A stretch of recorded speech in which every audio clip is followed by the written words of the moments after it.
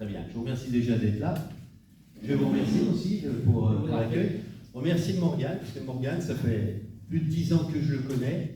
Et je savais que c'était quelqu'un qui était intéressé par tout ce qui est histoire. Et en tant que passionné, il a été mon premier lecteur aussi. Et j'ai eu son premier retour, l'un des 2 retours que j'ai eu. Tu vois. Alors c'est peut-être par politesse après qu'ils disent on va pas lui dire que c'est nul ce qu'il a écrit, mais en tout cas ça m'a été utile et je sais qu'il est très impliqué dans la commune. Et je remercie aussi de m'avoir invité pour cette soirée, donc vous êtes en pleine festivité.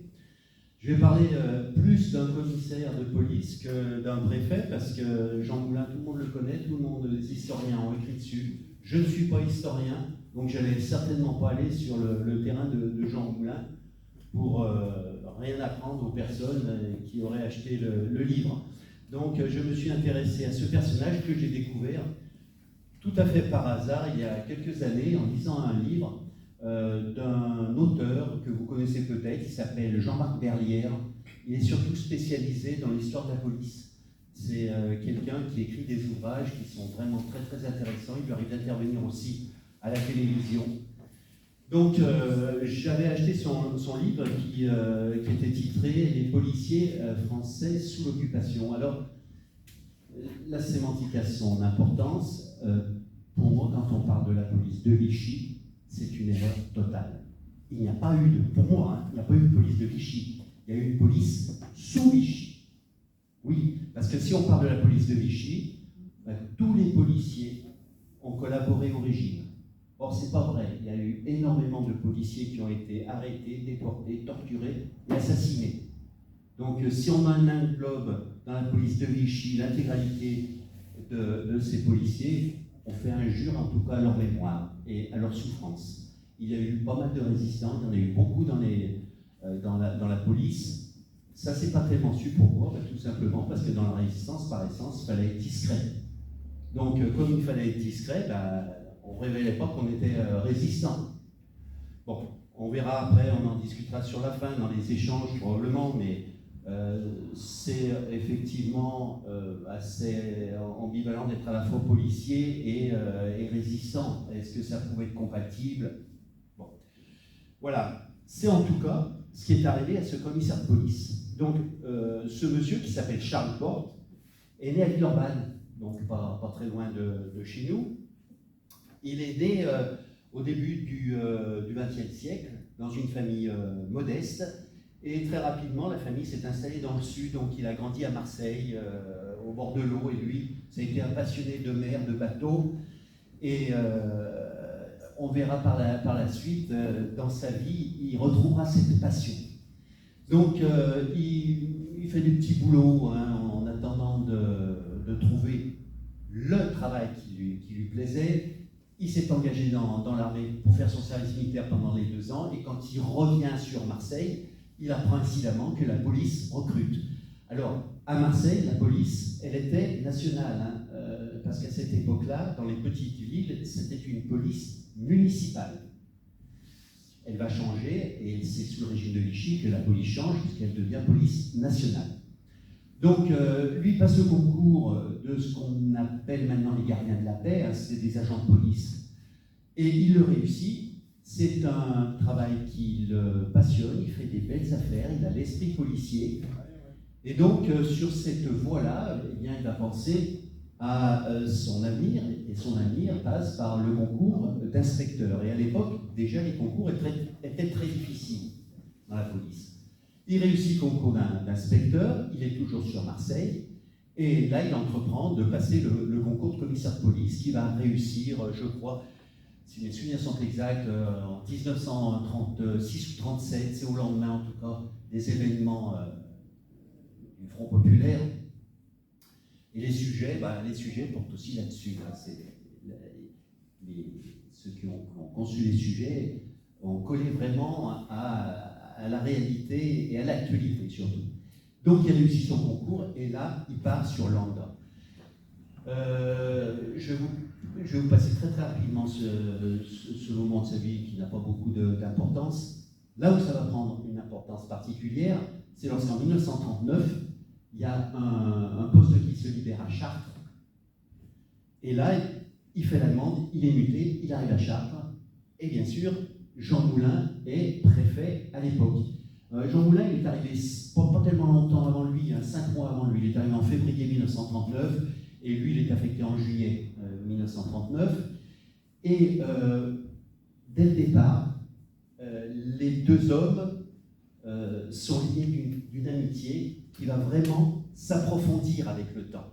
Ce n'est pas une amitié sur superficie, c'est une amitié qui est profonde et ils vont nouer des liens qui seront très forts. Leur première sortie officielle, je ne sais pas si vous avez été visiter au CHRD l'exposition Jean Moulin, sur Jean Moulin. Et dans cette exposition-là, vous aviez dans un coin une affiche sur le 14 juillet 1939. Et donc, je l'ai relevé, moi, pourquoi? Parce que c'est leur première sortie officielle à tous les deux. Et on parlait du temps tout à l'heure ensemble, et vous me disiez qu'il y a 80 ans, c'était un temps qui était maussade. Et ce 14 juillet 1939, il y a eu de la pluie, de la grêle, et c'est ce que je mets, finalement, c'était le présage de leur avenir à tous les deux. Donc, Jean Moulin, il faut savoir qu'il a appliqué les premières décisions de Vichy. Lui, il était républicain, donc il disait moi, j'applique les instructions qui me sont données, parce que finalement, les pleins pouvoirs, ils ont été votés par qui? Par les parlementaires. C'est pas Pétain qui a pris le pouvoir. On lui a quand même donné, il n'y a que 10% des inscrits qui ont voté contre, qui ont voté contre les pleins pouvoirs. Donc ça faisait 80 électeurs, et ils étaient 800 et quelques inscrits, je parle. Voilà. Donc il a les pleins pouvoirs, mais à partir de là, il va y avoir d'énormes conséquences sur la vie des Français, et surtout sur la vie des fonctionnaires. Et très rapidement, il y a une première loi qui va paraître, c'est en 1940, première sorte d'épuration, qui permet à l'administration de renvoyer n'importe quel fonctionnaire sans aucun motif. Comme c'est une loi, elle va échapper au contrôle du juge administratif et donc du Conseil d'État. Voilà. Alors dans la police, les faits n'ont pas tellement été importants parce que ce sont surtout des fonctionnaires qui étaient âgés, qui étaient finissants ou qui avaient envie de partir. Donc il n'y a pas eu de conséquences directes sur cette première épuration. Mais ça a été un premier signe. Sachant que la police, après, a été soumise, comme tous les autres fonctionnaires, mais là je parle plus précisément de la police, à des certifications de l'honneur de ne pas être juif ou de ne pas avoir de parents, grands-parents. Je crois que ça allait jusqu'à la 4e génération. Juif, c'était pareil pour la franc-maçonnerie, il ne fallait pas faire partie d'une loge, et donc les fonctionnaires s'engageaient. Le 2 novembre, quand Jean Moulin est radié par Vichy, je pense que pour lui c'est un soulagement parce qu'il appliquait les directives, comme je le disais, qui consistaient déjà à établir des listes de juifs. Je pense qu'il savait qu'un jour ou l'autre il allait partir. Mais Charles Porte, comme il était lié par cette amitié, il lui a dit « Moi, je viens avec vous. Je pars, je quitte mes fonctions, et je viens avec vous. » Jean Moulin lui a répondu « Non, vous allez rester ici, parce que là où vous êtes, dans le poste que vous occupez, vous serez mieux à même de combattre en interne l'occupant et le collaborateur. » Bon, voilà. Donc c'est ce qu'il va faire. Et avant de partir, alors on le voit dans les films où on le lit, il y a cette fameuse fausse carte d'identité qui est établie au nom de Joseph Mercier. C'est Charles Porte qui lui établit. C'est lui qui va lui établir, certainement avec l'aide du chef de cabinet de Jean Moulin, qui était résistant aussi. Donc ils étaient... je pense que cette fausse carte d'identité a été établie par les deux, mais l'initiative, en tout cas, c'est Charles Porte qui l'a eu. Donc le préfet s'en va, mais avant de s'en aller, il se promet une chose, de se revoir. Parce que il y aura des instructions aussi à prendre et des chemins à suivre pour lutter contre l'envahisseur.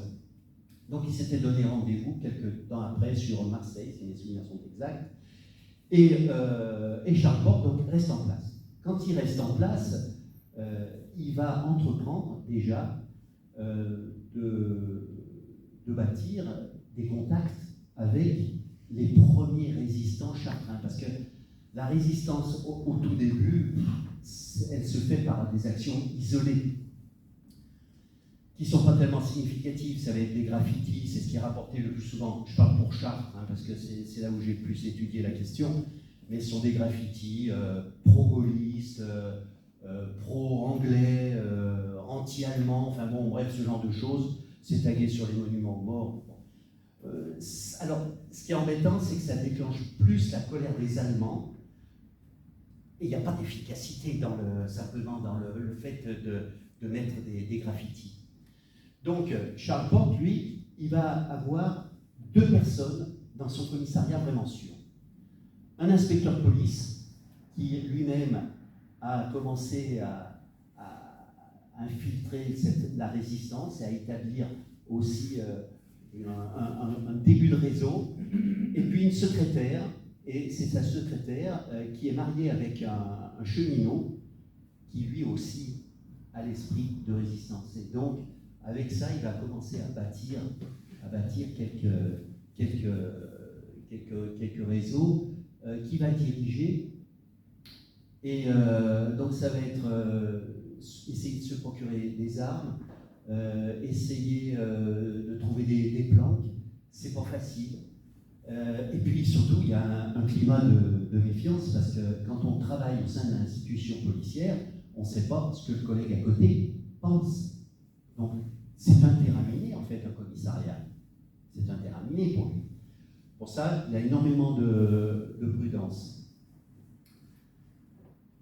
Il est très professionnel, donc il va appliquer, effectivement, les lois qui sont votées.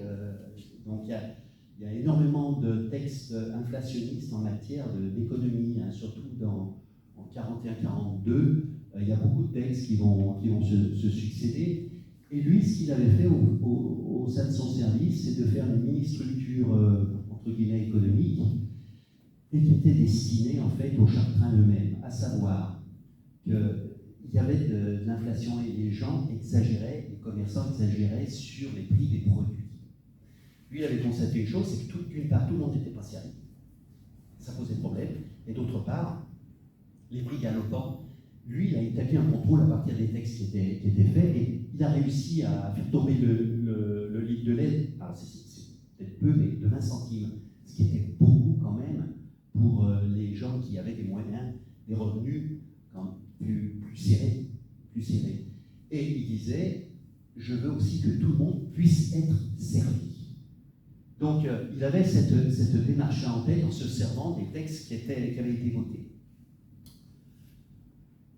Il y a un événement qui va survenir et qui va bouleverser sa vie.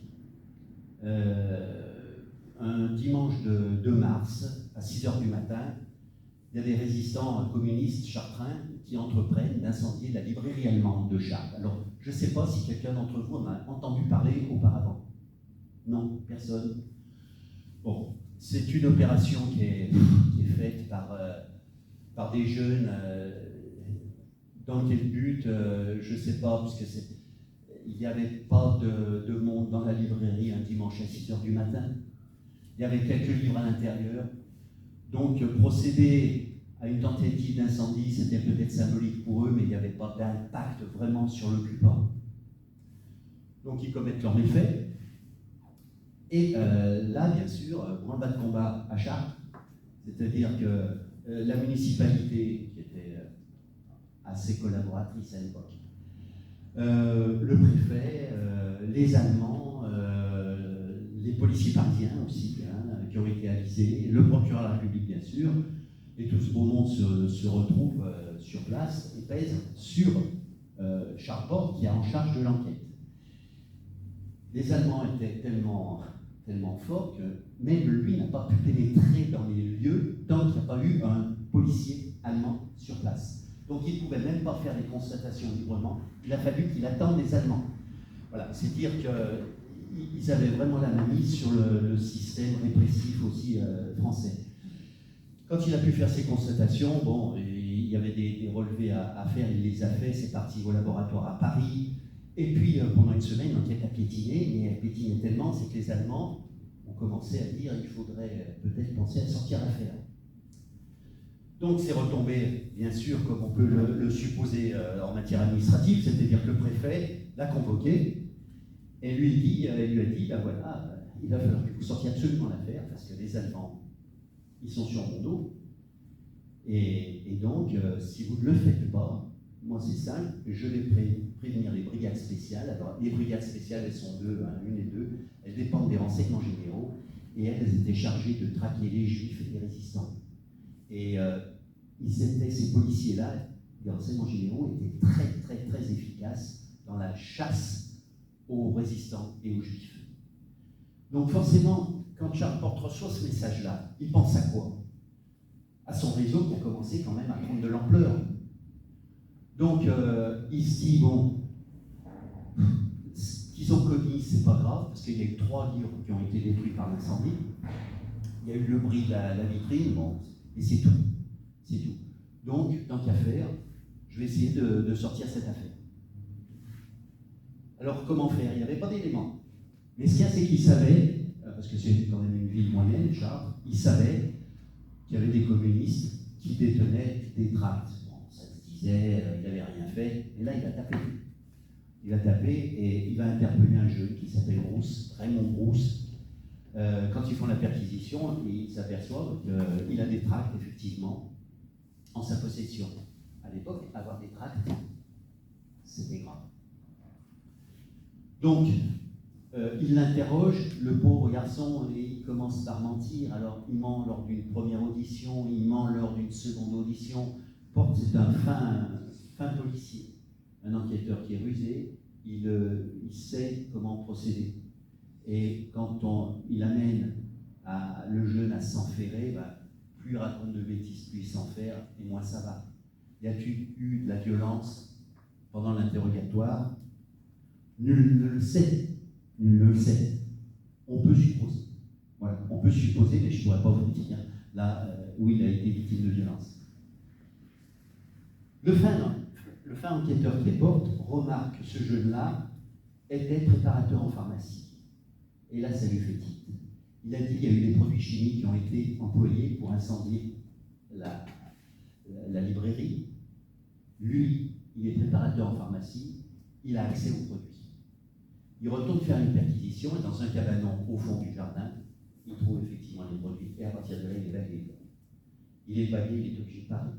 Donc il va parler à minima, il a cherché à couvrir bien sûr ses copains, mais je raccourcis l'enquête, mais de là va s'en suivre une série d'interpellations. Au total, il y en a 8 interpellés. Bon. Ils sont présentés au parquet et ils sont enfermés. Et pendant ce temps-là, à Paris, il y a un soldat allemand, rue Erlanger, qui est assassiné. Et il y avait le code des otages à l'époque qui était en application à cette époque. Ce code des otages, il prévoyait que pour un Allemand tué, c'était entre 50 et 100 otages qui devaient être exécutés. Donc cet attentat rue Erlanger, là-bas à Paris, il est bien sûr complètement indépendant de l'incendie de Chartres, mais néanmoins, quand les Allemands ont établi la liste des otages à exécuter, il y a 4 noms de Chartrains qui étaient en tête de liste. Et les Allemands les ont exécutés, attachés à une grille et exécutés un par un. Donc le dernier a vu ses 3 copains se faire descendre. Pendant ce temps-là, Charles Porte, lui, il est à Marseille et il a été rencontrer Jean Moulin pour les nouvelles instructions. Et Jean Moulin, lui, il va le promouvoir chef du BOA, Bureau des opérations aériennes, en Eure-et-Loire, dans le département. Et c'est chapeauté, sur le plan général, par Jean Ayral. Je ne sais pas si ça vous parle, mais Jean Ayral avait donc la responsabilité avec Paul Schmitt en adjoint.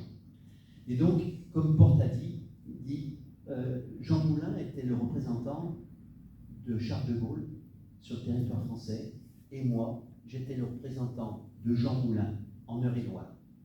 Et ça, c'est vrai, et ça a été une responsabilité, parce que quand il a été responsable du BOA, hein, le Bureau des opérations aériennes, il a fallu vraiment professionnaliser, entre guillemets, la résistance qui ne pouvait pas se contenter de faire dérailler un train ici, mettre une affiche ou distribuer des tracts.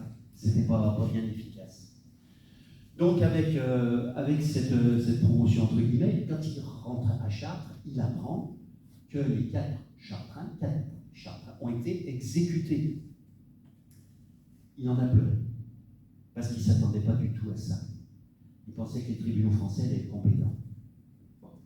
De colère, il va dans le bureau du préfet, et là il lui dit devant témoin, hein, c'était rapporté, je vous emmerde, vous et les Allemands. Il faut lui reconnaître quand même une sacrée dose de courage. À cette époque, même déjà le dire maintenant, ce serait courageux, mais on ne risque pas d'être déporté. Mais à l'époque, c'était courageux. Alors, le préfet et les Allemands l'ont quand même laissé. Pourquoi? Parce qu'il était quand même efficace dans son boulot. Et toute la répression du marché noir, eh bien, elle était quand même son œuvre. Et il était vraiment efficace. Donc, il y a ça, il reste en poste, il n'est pas embêté, mais il a quand même contre lui les Chartrains qui ne vont jamais oublier la mort de ces 4 jeunes. Et il reprend ses activités professionnelles et surtout ses activités extra-professionnelles. Et là, il va organiser l'atterrissage de matériel radio en tant que chef du BOA. Donc, il est avec le futur maire de Chartres, après la libération, qui s'appelle Gagnon. C'est quelqu'un qui est très actif aussi en matière de résistance. Et ils vont réceptionner du matériel qui a été largué au courant d'une nuit. Il y a 12 colis qui ont été parachutés, et il y en a un qui s'est égaré. Et heureusement, les Allemands il a été ramené, le matériel a été ramené à la commandanture, mais ils ont pensé que ça provenait d'un avion qui s'était écrasé peu de temps avant. Ils n'ont pas fait le lien avec l'avion qui avait largué. Donc, les résistants ont pu récupérer ce matériel radio.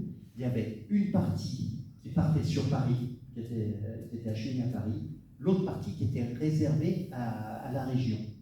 Et c'est ce Gagnon, là, André Gagnon, qui a pris le matériel à son domicile. Et un jour, il y a 2 maquisards qui se présentent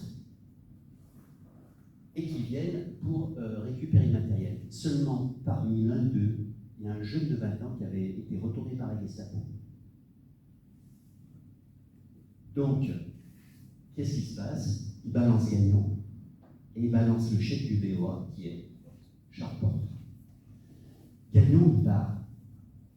Charpente, il n'est pas tout de suite inquiété. Je ne peux pas expliquer pourquoi les Allemands ne l'arrêtent pas. Parce qu'ils ne se gênaient pas, ça s'est passé, je crois, à Chalon, ils ne se gênaient pas pour aller interpeller même les policiers dans leur service. Donc, il le laisse encore pendant quelques temps, mais Porte, il sent que le danger s'approche quand même. Et un jour, matin, il part, il laisse des consignes à sa secrétaire en disant de ne pas lui passer déjà de communication directe, mais pendant son absence, de prendre des messages. Et quand il revient, c'est un peu moins de midi, c'est midi moins 20, 11h30, midi moins 20, là, il est informé par le préfet, par le bureau du préfet, qu'il est convoqué à la commandanture. Là, il s'en bat. Il dit, si je suis convoqué, ils sont pas pour rien. Donc, il rassemble toutes ses affaires, il prend son vélo, il dit au revoir à l'une de ses maîtresses, qui va devenir sa femme ultérieurement, et puis il récupère aussi une adresse pour avoir un point de chute à Paris. Donc il va dire au revoir vraiment au plus proche, en bicyclette. Il part dans une petite gare pour éviter la gare de Chartres, parce qu'il s'est dit, quand ils vont s'apercevoir de la disparition, à coup sûr, ils vont à la gare de Chartres. Et il part, il quitte Paris, il quitte ses fonctions, c'est terminé, il est radié par Bousquet. À Paris, une fois à Paris, il ne s'est pas arrêté. Il a continué, lui, la résistance. Donc, il s'est infiltré à nouveau dans les réseaux. Il a trafiqué les armes, les faux papiers, il a recherché des planques, il s'est investi dans la résistance. Autrement dit, là, on a un ancien fonctionnaire de police qui, d'un côté, il est vrai, a arrêté des gens dont certains ont été fusillés. Donc ça, c'est un fait, quoi qu'il en soit. C'est son action qui a amené, même indirectement, mais à l'exécution de ces jeux. Et de l'autre, une participation indéniable à la résistance, avec des grosses prises de risque. Arrive, je prends des raccourcis, mais je cite les faits les plus importants, arrive une affaire que tout le monde connaît, c'est l'affaire de Capet. Donc le 21 juin, Jean Moulin et puis les résistants qui étaient à La Réunion sont arrivés. Une chose est certaine, Barbier a été informé. Il ne pouvait pas deviner la Réunion. Quant à Paris, Meunier, Bouchinet-sur-Eule apprennent l'interpellation. Ça se passe, je crois, il me semble que c'est le lundi soir ou le mardi. J'ai plus le moment exact. Mais quand ils sont informés, il y a Pierre Meunier qui pense à Charles Porte pour aller enquêter sur l'arrestation de Jean Moulin et surtout pour essayer de le faire libérer. Donc il y avait la mission urgente, c'était la libération, la mission importante, c'était l'enquête qui avait pu trahir la réunion de cabinet. Donc Charles Porte vient sur Lyon. Il prend contact avec Lucie Aubrac, avec Tony Degrave qui était dans l'entourage du secrétaire de Jean Moulin et qui était par ailleurs chargé de sa sécurité. Seulement c'était un personnage qui était assez léger. Donc quand Porte a su que son préfet, comme il l'appelait, avait été arrêté, il a voulu exécuter Tony Degrave de colère. Ça s'est pas fait. Ça s'est pas fait, il s'est raisonné après, ça s'est pas fait. Donc, il a affaire à Lucie Aubrac, et c'est Charles Porte qui va donner à Lucie Aubrac l'idée de faire évader 3 mois après son mari. Donc, ça c'est pas dit, l'histoire ne le dit pas, mais c'est Charles Porte. Lucie Aubrac l'a reconnu, je crois que c'est dans le procès, elle l'a reconnu, si c'est pas écrit dans les partiront dans l'ivresse, mais elle a reconnu que Charles Porte lui avait fourni l'idée. Donc il s'installe près de la maison d'arrêt de Montluc et Porte, toujours pareil, en fin lignée, en observateur, il avait vu que les convois allemands, ils n'étaient pas escortés. C'est-à-dire qu'il y avait 2 gardes devant, il y avait 2 gardes derrière, et puis c'était tout. Donc il a dit ça c'est bon pour attaquer le faucon. Et seulement il fallait être au courant des départs, des mouvements et tout, c'était pas évident. Et dans la planque qu'il avait aménagée, dans laquelle Lucie Aubrac s'est mis, c'était un bac de sable que Porte avait vidé pour permettre à Lucie Aubrac de se dissimuler. Les mouvements des véhicules, malheureusement, ils ne pouvaient pas faire apparaître les prisonniers parce qu'il y avait le soleil, on est au mois de juin, il y avait le soleil plein sud qui brillait en face d'eux et c'était impossible. Ça faisait un contre-jour et c'était pas bon. Bref, tout ce qu'il a pu imaginer et qui était dans un rapport exposé au CHRD, l'attaque de la prison, une dérivation téléphonique, se déguiser en allemand, prendre un véhicule, rentrer dans la prison, extraire Jean Moulin, tout ce qu'il a pu entreprendre s'est tombé à l'eau. Pourquoi? Parce qu'il y a eu un manque de volonté de délivrer Jean Moulin. Et ça, il y en a un qui le dit d'entrée, c'est Daniel Cordier. Daniel Cordier, quand il rencontre à Paris Charles Porte, juste avant qu'il vienne à Lyon, il dit l'opération, c'était sûr qu'il n'allait pas aboutir. Il manquait cette volonté. Alors pourquoi? Je ne sais pas. peut-être que historiquement ça peut s'expliquer, je ne sais pas, parce que pour Raymond Braque, il y a eu du monde. C'est pas l'argent qui manquait, parce que quand il est descendu à Lyon, je rapporte, il avait de l'argent. Donc il y avait de quoi payer. Il a dû trouver 2 ou 3 maquisards qui étaient prêts à faire un coup. Il avait une voiture, mais c'est tout, c'était trop peu. Il ne pouvait pas s'attaquer, même au peu d'Allemands qu'il y avait, c'était beaucoup trop risqué. Donc il n'a pas pu, et il avait même contacté les cheminots pour avoir la date et être alerté surtout de tout départ de convoi en direction de Paris. Ça n'a pas fonctionné, le convoi est quand même parti, avec Jean Moulin dedans. Et ça, il ne le savait pas. Donc il a appris plus tard que Jean Moulin n'était plus sur place. Il restait une chose, une mission importante, c'était authentifier l'origine de la fuite qui avait pu balancer la réunion de Calais. Bon, dès le départ, c'est vrai que René Hardy, il est soupçonné. Il est soupçonné, bon, comme tout soupçon, il n'y a pas de certitude, donc l'histoire de l'exécuter avec la confiture de cyanure, qui risquait aussi de contaminer d'autres prisonniers, bon, c'était un risque, ça a été abandonné. Toujours est-il que René Hardy réussit à s'évader avec un avant-bras cassé. Il réussit à s'évader de l'hôpital de la Croix-Rousse. Là, il disparaît. Et il y en a qu'un qui lui a dit « mets-toi au vert », c'est Bénouville et puis les membres de combat, sachant que Bénouville était le seul à avoir su que Hardy avait été récupéré par Darby suite à son arrestation à Châlons. Ça avait été étudié avec Bénouville qui savait ça. Donc, il est dans la nature, Hardy est dans la nature. Charpente arrive à le retrouver. Bon, je ne sais pas comment il a fait, mais je pense que c'est par les réseaux de résistance, ça devait quand même parler. Et il se rend donc dans ce petit village qui s'appelle Solignac, en Haute-Vienne, pas loin de Limoges. Il le retrouve. Et là, il se retrouve dans un contexte qui est un peu particulier et il le sent tout de suite, il le ressent tout de suite parce que Hardy était entouré vraiment de personnes, de quelques personnes, mais qui étaient vouées à sa cause. Et il sent, Porte était accompagné d'un ami, et il sent qu'il est vraiment totalement étranger et considéré quasiment comme ennemi quand il va l'interviewer.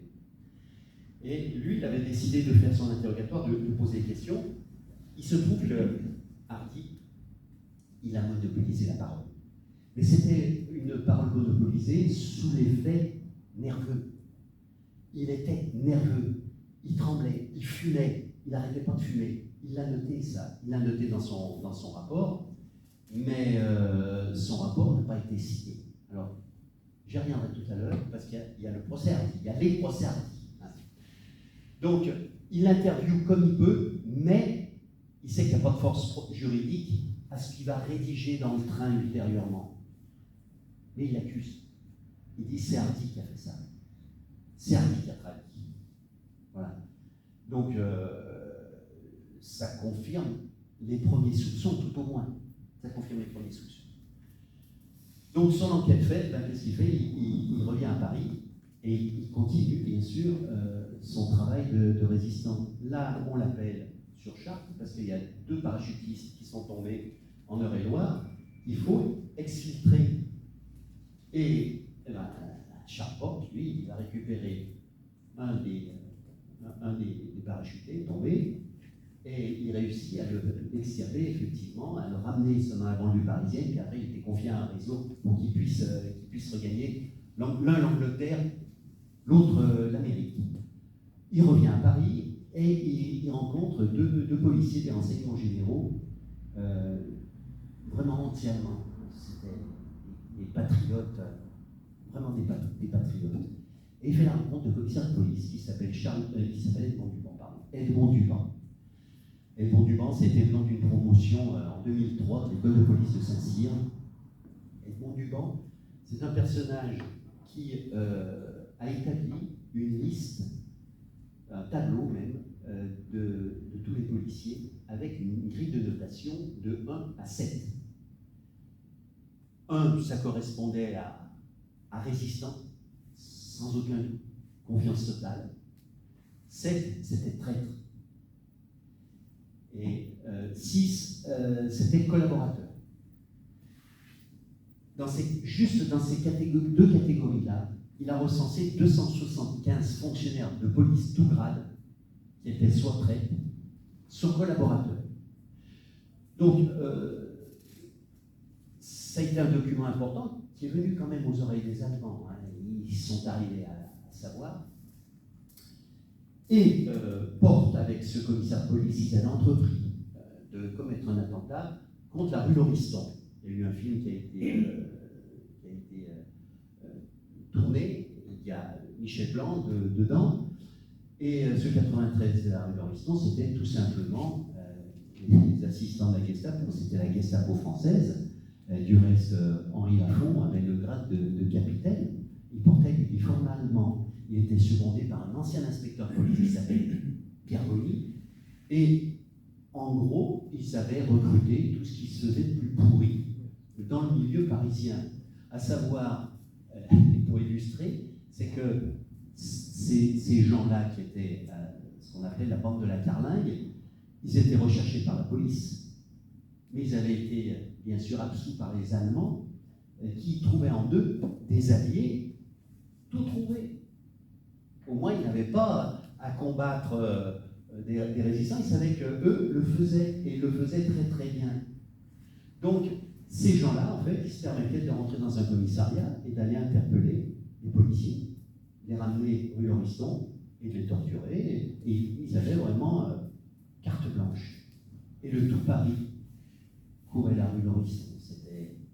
Donc, c'est pour ça que quand on recherche, quand on retrouve l'histoire, c'est curieux de condamner certaines fois des attitudes, et puis d'autres non.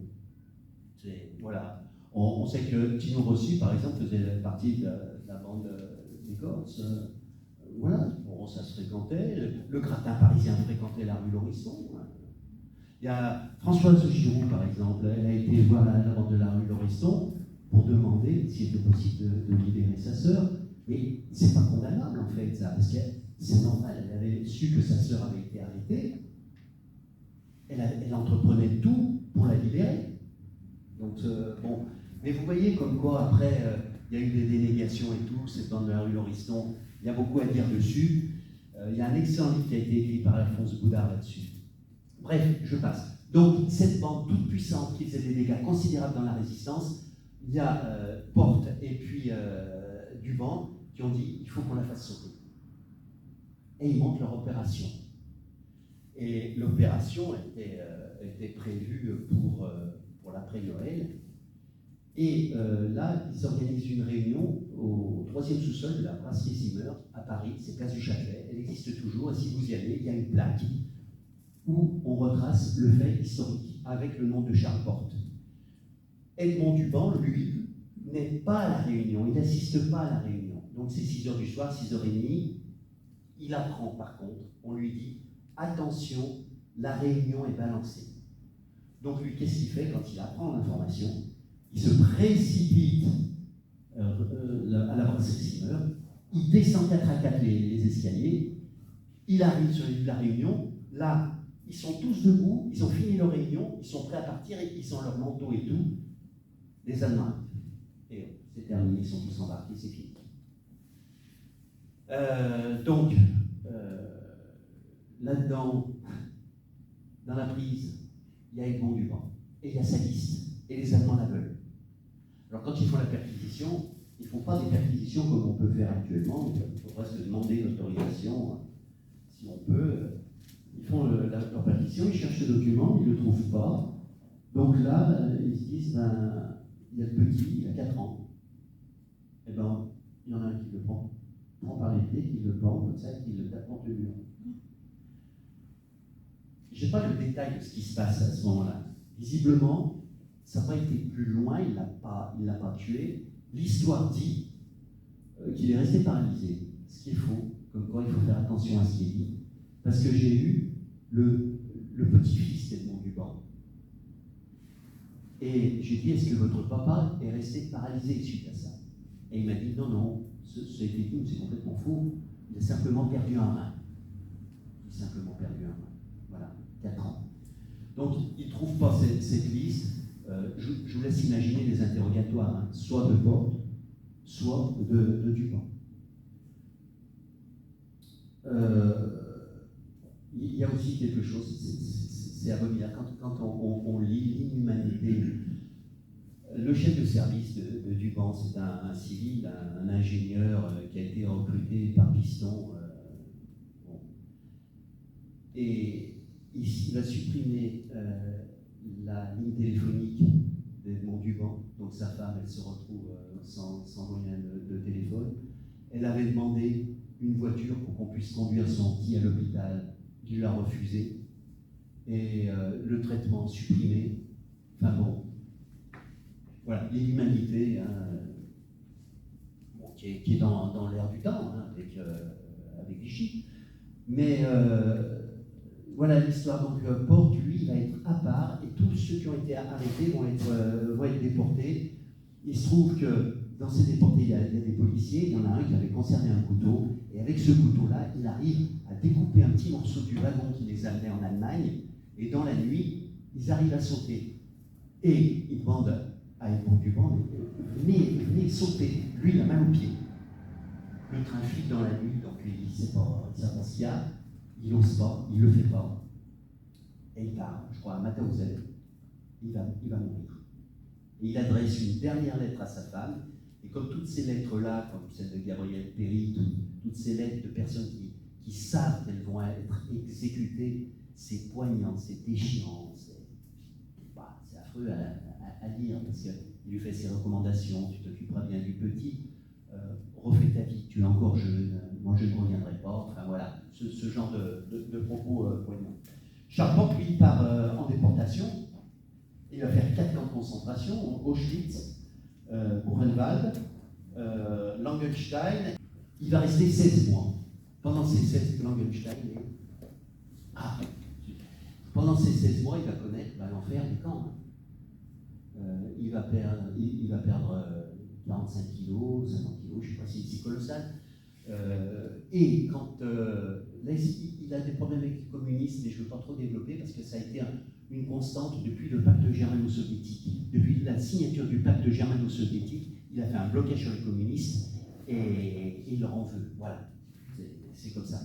Alors, peut-être pas forcément pour tout le monde, puisque Pierre Meunier, qui était communiste, il a travaillé avec. Mais dans la globalité, l'idée qu'il en a, c'est qu'ils ont collaboré avec les Allemands, ce ne sont pas des bons patriotes, etc. Donc, il est découvert, lui, mourant, sur une pile de cadavres, par l'armée américaine. Donc, ça se passe début mai. Il le récupère, il le rapatrie à l'hôtel du Tessia, il est soigné. Et bien sûr, tout heureux de retrouver la vie en France, la liberté.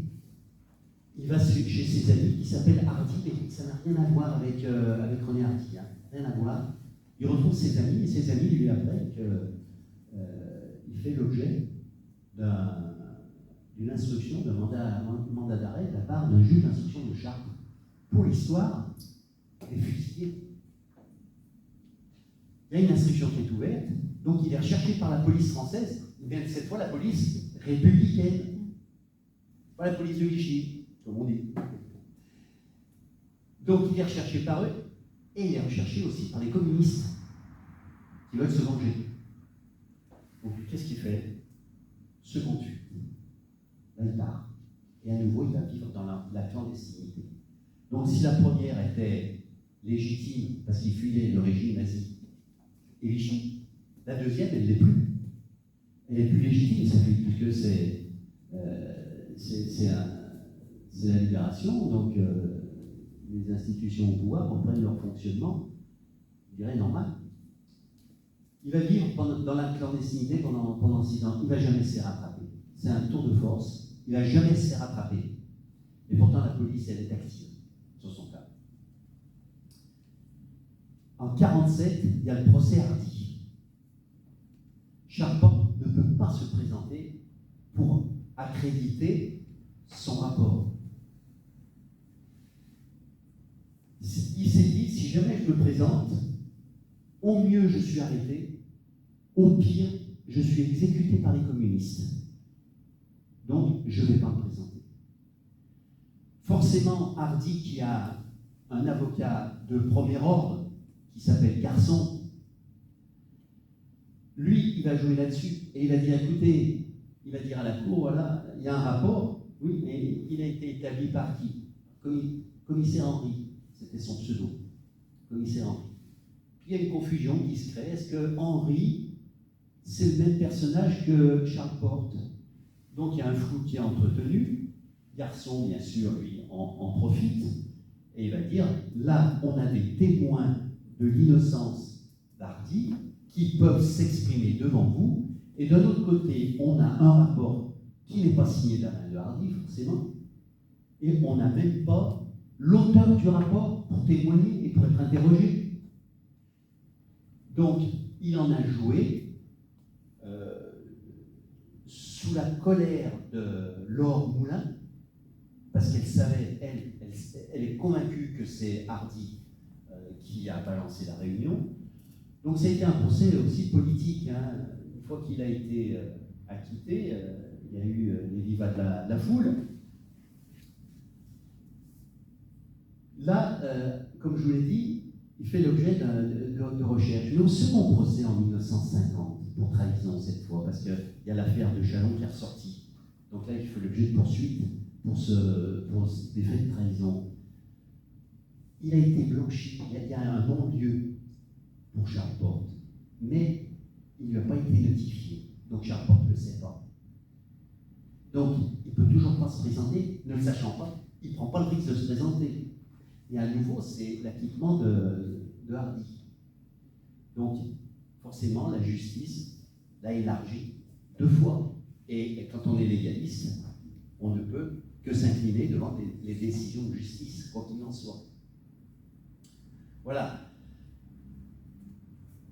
Et pendant ces années-là, l'administration a travaillé, vous savez qu'après la guerre, il y a eu des commissions d'épuration pour épurer la police. C'était l'occasion de règlement de compte, c'était l'occasion aussi pour certains policiers qui ont collaboré d'échapper.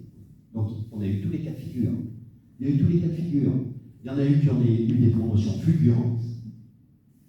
Et Charles Porte, lui, il s'est dit, avec tout ce que j'ai fait dans la résistance, je suis recherché, je suis un paria, et je vois passer devant moi des gens qui n'ont peut-être pas fait autant que ce que j'ai fait, mais qui bénéficient de promotion. On a vu des gardiens de la paix devenir commissaire de police, hein, direct. Bon, ils ont peut-être fait des actes de résistance, certains, mais Charles Porte aussi. Et c'est là la contradiction de l'administration, c'est qu'elle instruit pour lui donner la médaille de la résistance. Et parallèlement à ça, la justice le recherche. Donc, ça semble quand même antinomique. Hein. Il va avoir, Charles Porte, 7 décorations. Donc il est reconnu officiellement. 7 décorations, dont la médaille de la liberté, qui était délivrée vraiment à titre exceptionnel par les Américains. Voilà. Charles Porte fait partie des 1100 fonctionnaires de police qui ont reçu la médaille de la résistance. Sur 25 000 délivrés au total dans le pays. C'est quand même un ratio qui est important. 1100 pour un seul corps. Il a été réhabilité, donc la justice lui a été rendue, et il a pris ses fonctions, donc en 1951, il a pris ses fonctions en Seine-et-Marne, à Melun. Mais, à l'époque, il y a des mouvements sociaux. Les mouvements sociaux sont dirigés par qui? Par la CGT, par le PC. Il retrouve les communistes sur son chemin. Donc, il est chef du commissariat et il a géré les manifestations qui sont violentes. On parle de la violence maintenant, mais à l'époque, c'était violent aussi. Il se retrouve pris à partie, il se trouve frappé. À la tête de ces cortèges, il y a le député, il y a le maire, et bien sûr, il y a tout le soutien de l'appareil communiste. Et son cas est même évoqué à l'Assemblée nationale, où on parle de Charles Porte. Et il y a le député Maurice Oui, qui demande s'il est normal qu'un fonctionnaire de police ayant servi Vichy, en gros, hein, je résume, je m'adresse peut-être un peu la citation, mais c'est l'idée, soit à nouveau en service dans sa circonscription. Et là, le ministre répond, les policiers ont fait l'objet d'une épuration, ceux qui sont restés n'ont rien à se reprocher. Voilà. Ça se termine là pour l'épisode de l'Assemblée nationale. Et vous voyez, son corps a été quand même porté devant la représentation nationale. Il va avoir encore d'autres problèmes. Notamment, il y a eu un gros incident. Vous savez, on est dans cette période USA Go, la guerre du Vietnam. Il y a une base américaine à Fontainebleau et il y a un convoi qui passe dans le Lin. Bon. Juste au moment où il y a une manifestation. Là, il y a un ouvrier qui s'accroche à la porte, au rétroviseur. Il prend une masse et il va pour casser le pare-brise du camion. Le chauffeur, c'est un caporal, il prend peur, il panique, il perd le contrôle de son véhicule, il tape un mur. L'ouvrier est écrasé, il meurt sur le coup. Alors là, mobilisation de tout l'appareil communiste. L'humanité titre l'assassinat. Et qui est au milieu? Charles Porte. Parce que lui, il n'a pas oublié une chose, c'est que les Américains l'ont sauvé. Donc il a une dette envers les Américains. Et bon, il va gérer l'affaire, mais avec grande difficulté. Il va avoir aussi d'autres soucis. Mais disons qu'il y a, dans sa carrière, il va avoir une seule sanction. Une seule. C'est un blâme. Pourquoi? Parce que le véhicule de service a été dérobé. Voilà. Donc dans toute une carrière, quand on a connu les camps de concentration, quelle dérision de sanctionner un fonctionnaire comme ça qui a vraiment combattu l'ennemi, combattu Vichy et qui est sanctionné pour un vol de voiture. Mais c'est l'administration. À la retraite, il en veut énormément déjà à la société, il en veut aux Français, il en veut au système. Il envisage de partir, vivre aux USA, et puis c'est un artiste aussi. Il a construit un bateau, un voilier lui-même, il l'a fait de A à Z. Il a fait un jeu d'échecs avec les figurines de Churchill, Hitler. Il a fait des tours, c'était les Miradors. Il a peint. C'était un bon vivant. Il aimait la bonne chair. Et un jour, il est à Saint-Raphaël, il prend un malaise et le lendemain, il décède. Sa fille, elle demande si les anciens combattants peuvent lui rendre hommage. Ça lui est refusé. Ça lui est refusé parce qu'il ne fait pas partie de l'association. Voilà, c'est un esprit qui peut être quand même contesté. Voilà, si on appartient à une patrie, soit on joue dans son petit coin, il ne fait pas partie de l'association, donc il ne mérite pas. Il n'a pas à voir. Voilà, alors après, sur le débat, est-ce qu'il a collaboré et tout, chacun a son opinion, hein, c'est le problème de la police en général.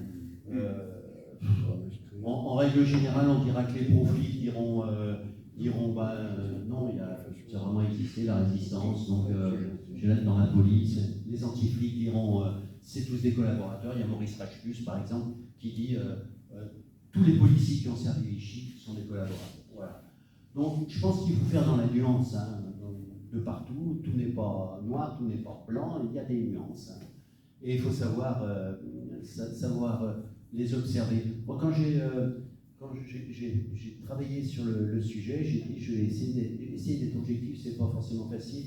Il n'y a qu'une chose que éventuellement je reprocherais, c'est quand il a tapé dans le milieu chartrain là, pour l'affaire de l'incendie. Il avait remarqué en faisant une perquisition qu'il y avait un petit studio, une petite pièce qui était occupée par des gens de passage, par des résistants de passage. Il n'y avait personne quand il est intervenu, mais il a dit je vais laisser quand même 2 inspecteurs sur place pour interpeller la personne ou les personnes qui utilisent ces locaux.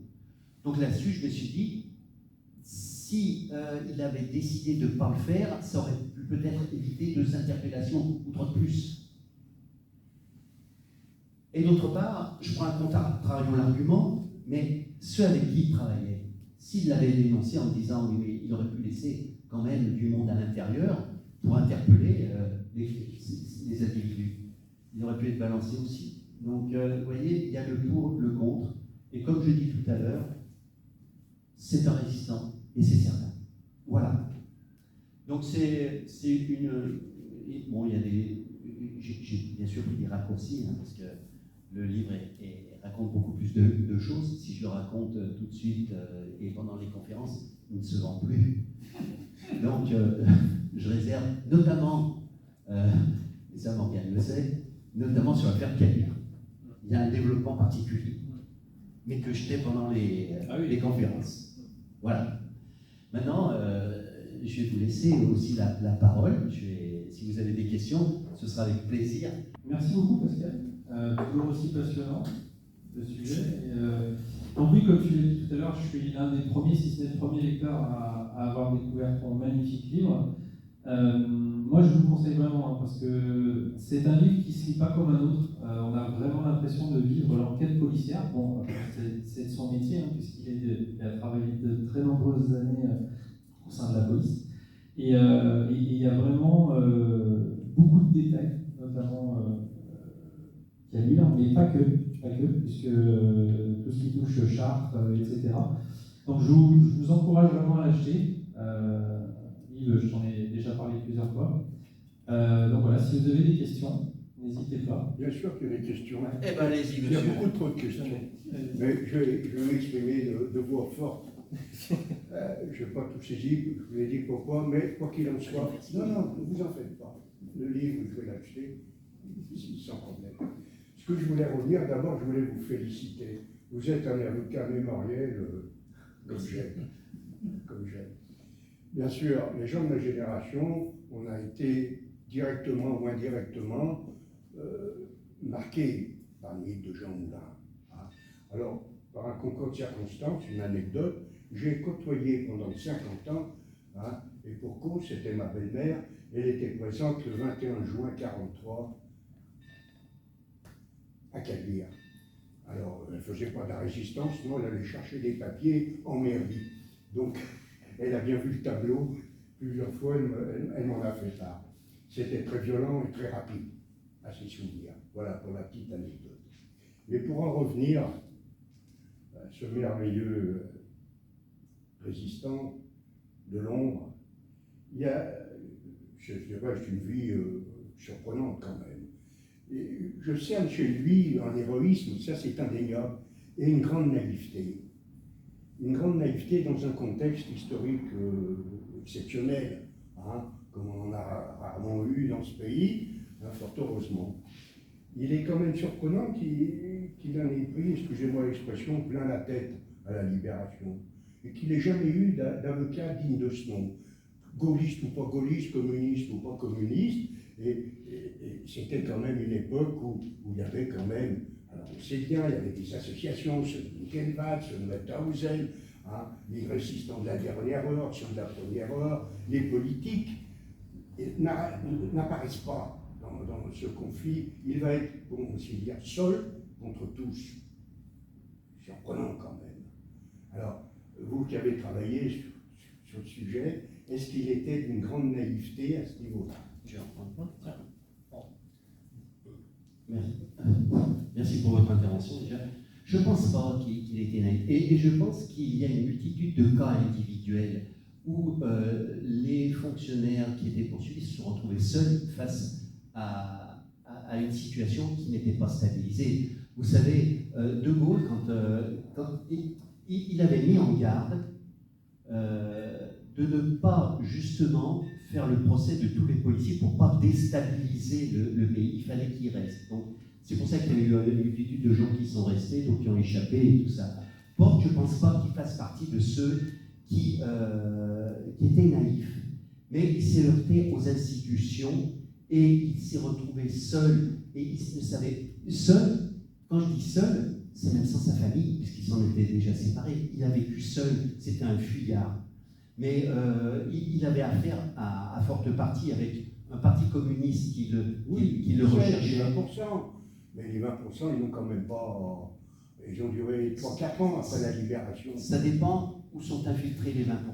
Parce que vous avez des 20% des fois qui sont très très actifs et des 50% qui au contraire sont plus en retrait.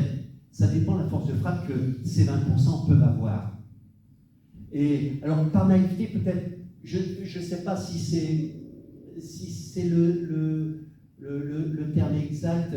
Vous pensez quoi précisément par naïveté? Le fait de se retrouver seul comme ça et de ne pas avoir pas avoir d'assistante pour le représenter, c'est ça? Ah, vous savez, connaissant bien, ayant étudié quand même l'époque, mais c'est surprenant quand même. C'est surprenant qu'il n'ait pas eu d'appui de Cordier. Bon, Cordier, on a trouvé Cordier, 30 ans, on a trouvé Cordier quand au dossier de l'histoire.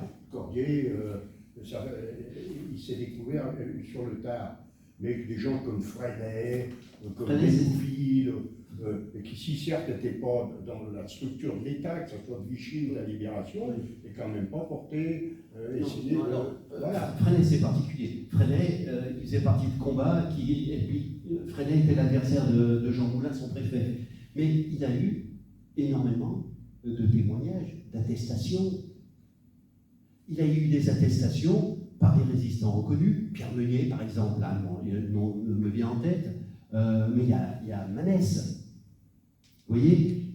Mais il n'y a pas que ça, parce que ces témoignages de personnes connues, c'est important, mais il y a les Chartrains qui ont travaillé avec lui dans la résistance. Et c'est ce qui fait infléchir la commission d'épuration, c'est aussi ces témoignages. Parce qu'il y a eu 5 commissions qui sont réunies sur son cas pendant toute cette durée, et on s'aperçoit au fil de l'évolution du temps que la position est de plus en plus incertaine. Si au tout début c'était un paria, effectivement, au fur et à mesure que les témoignages arrivent en sa faveur, eh bien, ça s'inverse. Mais il a eu énormément de témoignages. Voilà. Donc il n'était pas seul. Alors, effectivement, quand je fais mon exposé, je ne peux pas tout dire, vous retrouverez tout dans le livre. Hein. Mais bon, il y a récupération, action, il y a pas mal de... Il y a Schmitt il y a eu des attestations vraiment nombreuses. Dont la Croix de Lorraine à la préfecture de police de Paris, qui a été pour beaucoup, et pour moi, qui a été quand même une forme de la part de Gaulle, d'erreur. Une des erreurs de la libération. Parce qu'il fallait quand même faire, à minima, un nettoyage.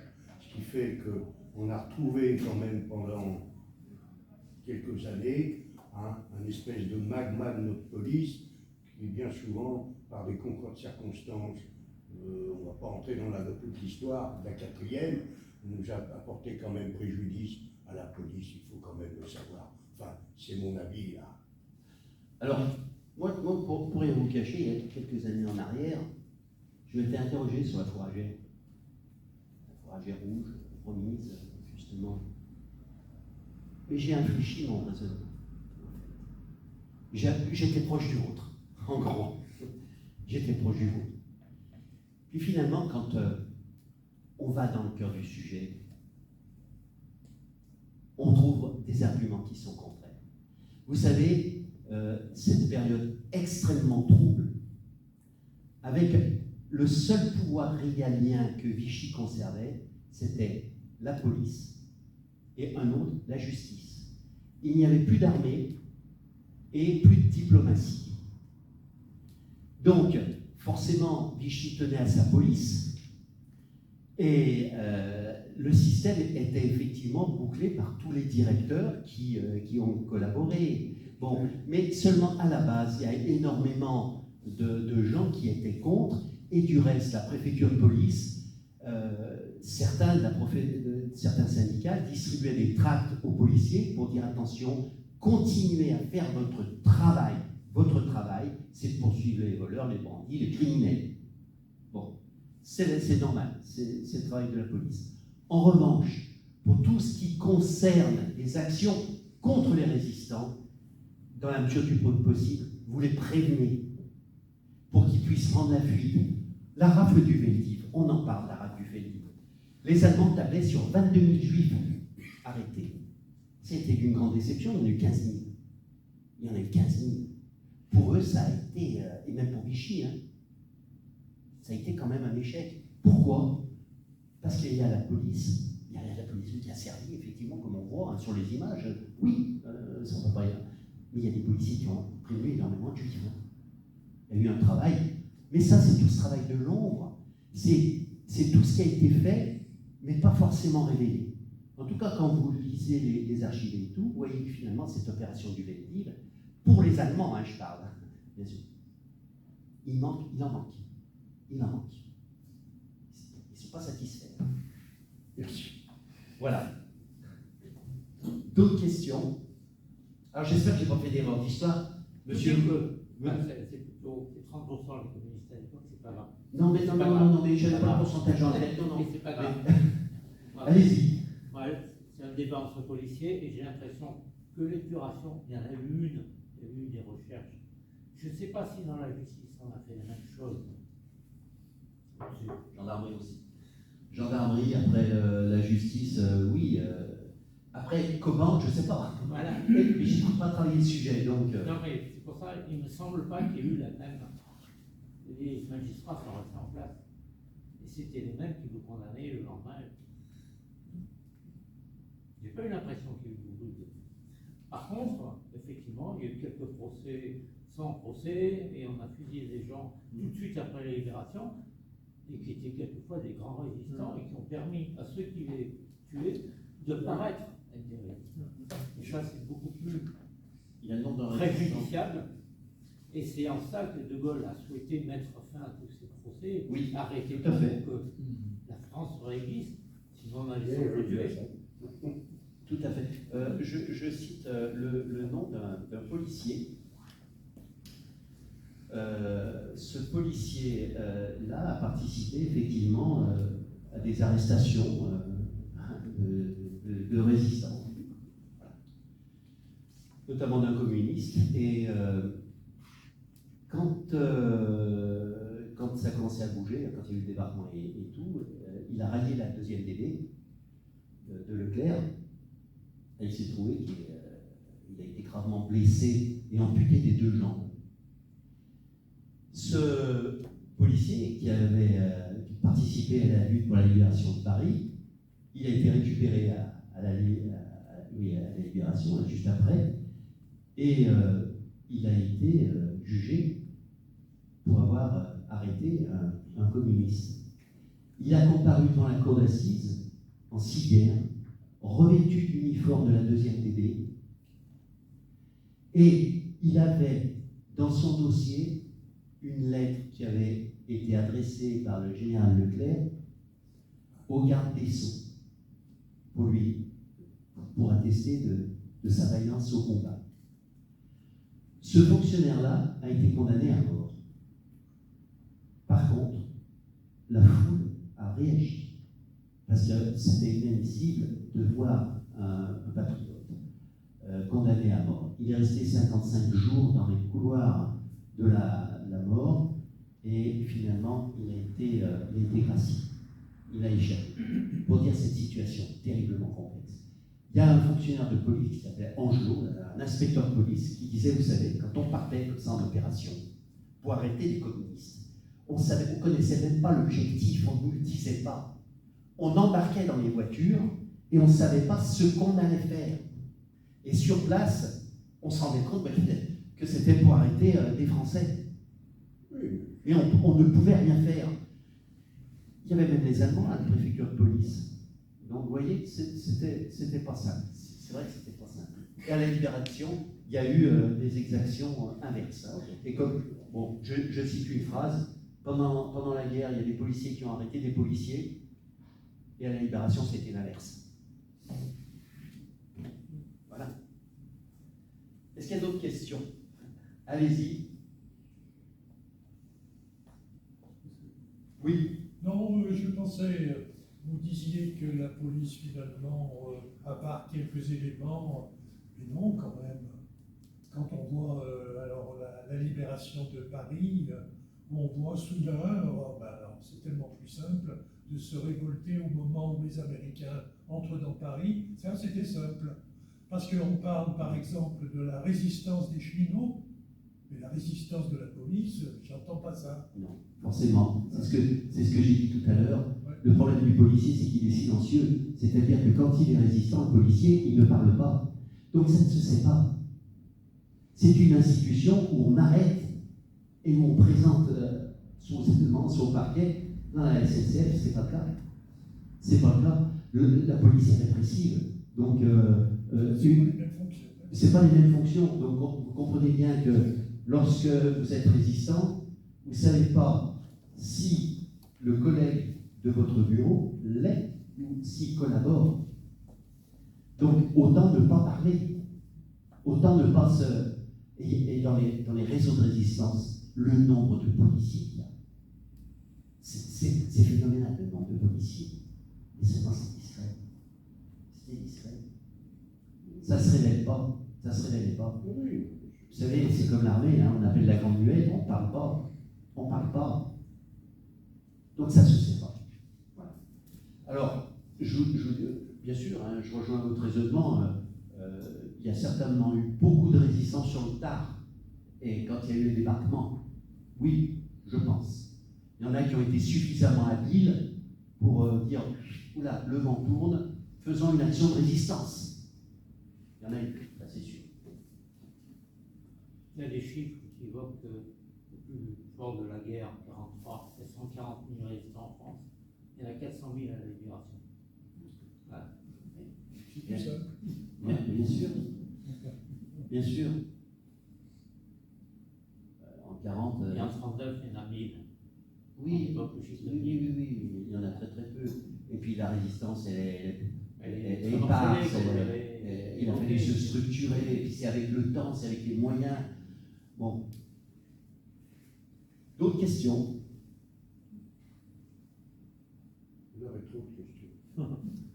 Ah ben écoutez, allez-y. Au moins une. Une autre plutôt. C'est vrai que pas évident. Non. Rien n'a été évident. Non. Voilà. Je pense qu'on peut résumer la situation. Rien n'a été évident. Il faut surtout se méfier des penseurs de salon. Les penseurs de salon sont ceux qui n'avaient pas d'armes sur la tempe. Ceux qui ne menaçaient, qui n'ont pas eu leur famille menacée. Parce que vous savez, quand vous êtes policier, que si vous n'exécutez pas l'ordre, c'est votre famille qui peut être en danger. C'est pour ça qu'à cette époque, je peux vous faire une confidence, j'aurais largement préféré être sur le terrain. Le terrain. Mais dans des structures étatiques comme ça, il faut vraiment il faut avoir des très fortes personnalités. Enfin, c'est mon avis. Oui. Je préfère être entouré d'hommes sur lesquels je peux compter, quelles que soient les équipes, il est bien placé pour le savoir, que être dans une espèce de nébuleuse, on ne sait plus qui fait quoi, et comment, et pourquoi, quels sont les intérêts hein, qui sont croisés, parce qu'il faut reconnaître, ça existe aussi, hein, quand on connaît un petit peu, ne serait-ce que la vie de Daniel Davarin, qui était quand même responsable des services spéciaux de Gaulle, sa vie postérieure à la libération, c'est des fois assez surprenant. Mais c'est comme ça. Hein. Moi, je préfère Dupont au Monte Cassino que certains rôles, même s'ils sont glorieux par la suite. Enfin, c'est mon avis. Oui, bien sûr. Monsieur. Oui. Est-ce qu'on connaît la part dans les résistants, la part des communistes? Dans la part des résistance. communistes, ils ont été résistants comme les autres. Est-ce qu'on connaît la part et les liens qu'il y avait entre la résistance entre guillemets officielle et puis la résistance entre guillemets, je dirais, cachée des communistes? Alors, je vais vous avouer, je n'ai pas travaillé le sujet vraiment. Vous voyez, il était périphérique le sujet, ça fait que je n'ai pas approfondi et je ne pourrais pas vous donner de chiffres. Moi, je me suis vraiment concentré sur le rôle d'une personne pendant la guerre dans un contexte. Mais après, j'ai très très peu de chiffres. Il n'y a pas d'association de communistes qui était reconnue? Ah ben si, c'est on va bien faire une part quand même. Ah ben oui, mais là, j'ai pas les éléments, en tout cas, pour vous répondre, c'est ça. Vous savez, les sujets après qui sont annexes, qui sont nombreux, et je ne peux pas vous les fournir. Les associations communistes, bien souvent, après-guerre sont bien souvent ceux qui ont été déportés. Dans tous les camps, quels que soient les camps hitlériens, il y a toujours eu une association communiste propre. Hein, et puis les autres, ceux qui étaient de confession catholique, c'était marqué. Il y a un seul camp où il y a l'unanimité des déportés, l'état d'esprit, c'est à Dachau. À Dachau, les communistes n'existent pas, ou s'ils existent, si tu veux, il n'y a qu'une seule association. Tous les autres camps avaient des associations. Et après, tu as le terrain, hein, et la priorité, il faut le savoir, la priorité de Vichy, c'est pas c'est pour mon petit, ça a été écrit par un écrivain, Macron a demandé des explications, d'écrire un livre sur l'affaire. La priorité de Vichy a toujours été la lutte contre le communisme. Avant, la lutte contre les Juifs. Ah oui, ça c'est certain. La priorité de Vichy, c'est la lutte contre les communistes. Avant 41, avant juin 41, même avant juin 41, avec l'accord Hitler-Staline, et même après. Ça a toujours été le fondement de Vichy. Il y a eu suffisamment de choses sur l'affaire, ça a toujours été comme ça. Et les Israélites, après, oui, ça c'est certain. Mais la priorité, c'était là. Pourquoi? Parce que le communiste, à cette époque-là, représentait quand même pour les grands intérêts de ce pays. Il faut quand même savoir quand même que devant l'Aix, ça existait, hein, et puis je passe les autres. Le communiste, c'était la grande porte. Là, on est d'accord. C'était la grande porte, le communiste. C'était voilà. Comme ça. J'ai pas entendu ta phrase. La grande peur. La grande peur. Oui, la peur. Les communistes, ils ont été. Le pouvoir. Il a fallu peu d'ailleurs. Oui, et puis à la déclaration de guerre, ils étaient aussi pourchassés, ils ont été arrêtés. Voilà. Et pourtant, il y a eu des communistes résistants. Bien sûr. Ah oui, bien sûr. Bien sûr, c'est indéniable. C'est indéniable. Il y en a même eu dès le départ. Mais la majorité, effectivement, c'est après la rupture Ouais, du pacte. il y a ceux déjà qui n'ont pas signé Et il y en a, c'était immédiat. qui n'ont pas accordé les pleins pouvoirs, hein, Victor Bach, voilà. J'ai beaucoup Alors, seul qui s'appelle Roy Zenazini, Il était secrétaire du Parti communiste. À ce moment-là, il a été résistant dès la première heure et il a été mal vu à Chassieux parce qu'il était italien et donc communiste et donc il devait être plutôt avec les Allemands. Et il a été dénoncé par des voisins. Il a été dénoncé par. Voilà. Mais au départ, ça l'était bien qu'on le considère comme collaborateur. Je vais juste rajouter quelque chose qui est quand même très intéressant pour ceux qui ont suivi le procès de Klaus Barbie. Le livre est préfacé par Jean-Olivier Liu, si vous connaissez, qui était présent lors du procès. D'ailleurs, il y a eu une conférence qui a été présentée l'année dernière sur le procès Barbie. Eh bien, c'est lui qui a fait la préface. Et d'ailleurs, tu le retrouves très bientôt au quartier général. Oui, c'est ça. Voilà. En tout cas, merci beaucoup, Pascal. Mais on peut applaudir, hein, parce que de rien. c'est merci à vous. Effectivement. Et du coup, si vous souhaitez acquérir un livre, Il sera dédicacé en voilà. plus. C'est ça. Merci. Merci à vous.